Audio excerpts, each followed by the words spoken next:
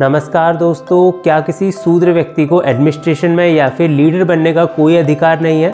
क्या शूद्र व्यक्ति को केवल नौकरी चाकरी ही करनी चाहिए?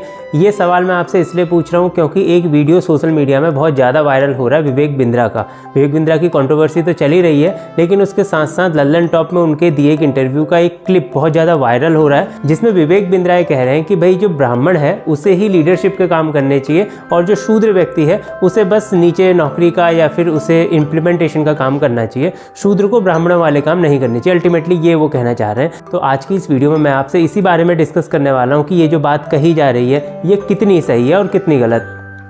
देखो, आज की इस वीडियो में मैं दोनों पक्षों की बात करने वाला हूँ। पहला पक्ष तो ये कहता है कि ये जो 4 वर्ण हैं ब्राह्मण क्षत्रिय वैश्य शूद्र, ये जन्म के आधार पर मानने चाहिए, और दूसरा पक्ष ये कहता है कि भाई कर्म के आधार पर मानने चाहिए। तो इन दोनों की बात करते हैं, उसके बाद कंक्लूजन निकालेंगे। देखो, जहाँ तक बात है जन्म के आधार पर मानने की, तो जन्म के आधार पर आपको मनुस्मृति में भी मिल जाएगा। शंकराचार्य के मुँह से भी आपको जन्म के आधार पर ही सुनने को मिलेगा। बहुत सारे कथावाचक भी जन्म के आधार पर वर्ण व्यवस्था का समर्थन भी करते हैं, और हमारे हिंदू धर्म ग्रंथों में भी जन्म के आधार पर वर्ण व्यवस्था के बारे में कहा गया है। ये तो ठीक बात हो गई, लेकिन आप ये सोचिए कि आजकल क्या कोई व्यक्ति जो ब्राह्मण है क्या वो ब्राह्मणों वाले काम कर रहा है? जो क्षत्रिय है वो क्या क्षत्रिय वाले काम कर रहा है? जो जिस वर्ण में पैदा हुआ है क्या उस वर्ण के काम वो कर रहा है? इसका जवाब सीधा सा है, नहीं, कोई नहीं कर रहा भाई।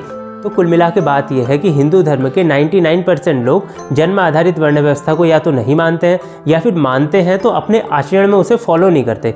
तो कुल मिला के बात यह है कि अभी के समय में जन्म आधारित वर्ण व्यवस्था का कोई सिग्निफिकेंस नहीं है, तो उसके बारे में बात करने का कोई तुक नहीं बनता। दूसरा पक्ष आता है कर्म आधारित वर्ण व्यवस्था।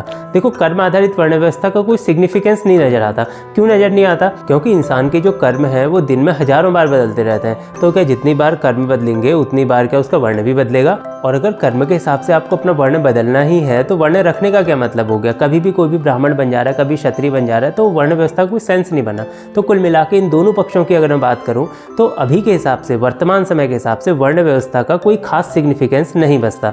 लेकिन पब्लिकली ऐसा बोलना, जैसा विवेक बिंद्रा ने कहा था कि भाई जो शूद्र है वो ब्राह्मण वाले काम नहीं करने चाहिए, वो गड़बड़ कर देगा, ऐसा बोलना बिल्कुल गलत है। और विवेक बिंद्रा की ये बात लॉजिक के हिसाब से भी सही नहीं है। जैसे अभी प्रधानमंत्री जी को देख लीजिए, वो तो ब्राह्मण नहीं है लेकिन वो अच्छा खासा शासन चला रहे हैं। और भी बहुत सारे मुख्यमंत्री आपको ऐसे दिख जाएंगे, बहुत सारे मंत्री आपको ऐसे दिख जाएंगे, बहुत सारे कंपनी के मालिक आपको ऐसे दिख जाएंगे जो ब्राह्मण नहीं है लेकिन वो बहुत अच्छा चला रहे हैं। बहुत सारे ऐसे भी आपको दिखेंगे जो ब्राह्मण हैं वो भी अच्छा चला रहे हैं। बहुत सारे क्षत्रिय भी आपको दिखेंगे, वो भी अच्छा चला रहे हैं। तो कुल मिला के विवेक बिंद्रा का पब्लिकली ऐसा बोलना बिल्कुल गलत है। अब आप लोग मुझे कमेंट में बताइए कि आप इस बारे में क्या सोचते हैं। क्या वर्ण व्यवस्था मानी जानी चाहिए या फिर इसको थोड़ा सा नीचे करके इसके ऊपर उठ के कुछ सोचना चाहिए? आप क्या सोचते हो कमेंट में जरूर से बताना, और हमारे चैनल को सब्सक्राइब जरूर से कर लेना।